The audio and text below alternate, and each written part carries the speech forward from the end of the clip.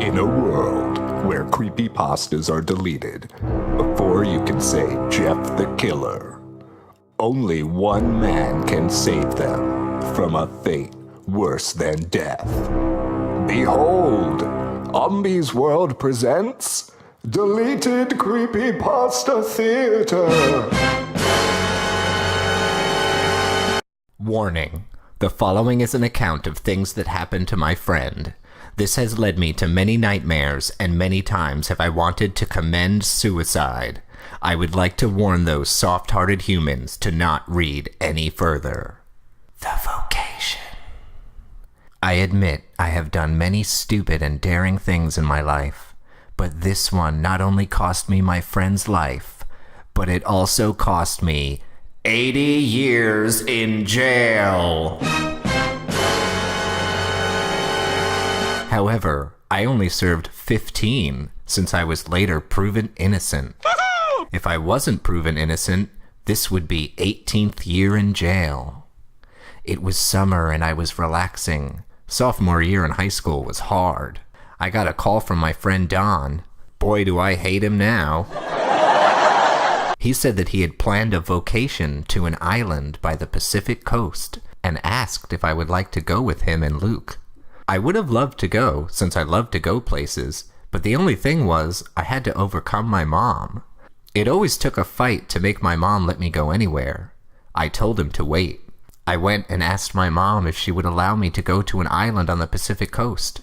She, as I knew it, went furious and gave me a 10-minute lecture on how I was stupid. And that's why you are stupid. You are stupid. And don't forget, you are stupid. I knew this would happen, but I had a plan.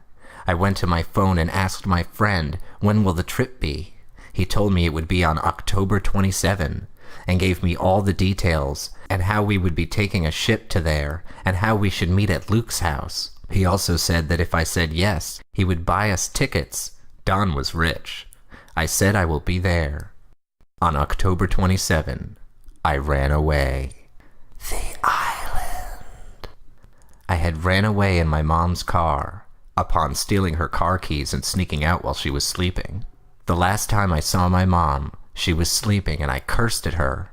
Now every time I think about it, I cry. Aww. I went to Luke's house, and he told me something that gets me mad. He said that Don was unable to come since he was sick, but we should go on without him. He also had mailed Luke the 2 tickets to the island.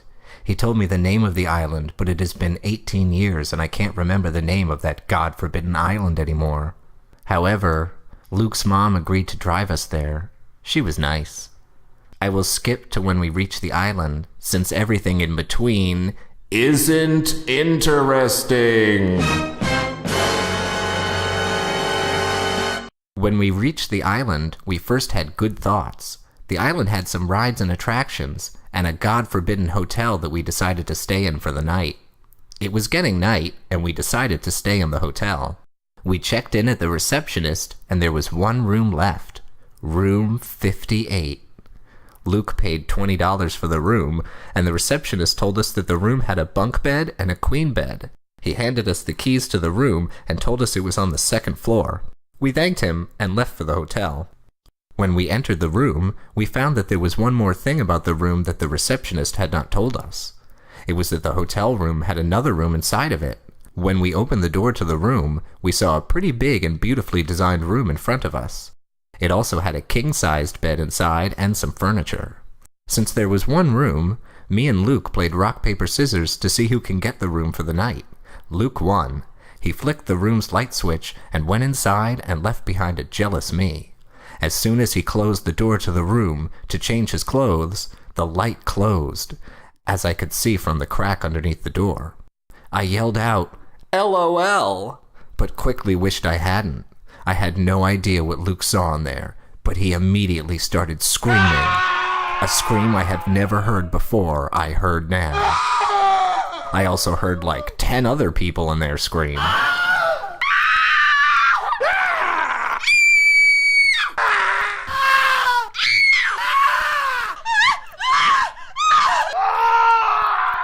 I heard the door banging. The screaming continued. I tried my best to open the door. "Luke! Luke!" I shouted. I heard a muffled baby cry, some flying knives, and something breaking. I heard the mirror in the room break, and I heard the sound of human flesh being cut. I saw blood pouring out from the crack under the door. Then I heard footsteps loud enough so I could hear from the screaming. I also heard the sound of metal hitting the floor. Then I heard a sinister whisper. "I enjoy hot iron." Oh, wait, you serious? Let me laugh even harder. Then I could hear the hot iron rod being lifted, and all of a sudden I heard a whoosh of the iron rod being swung down on poor Luke.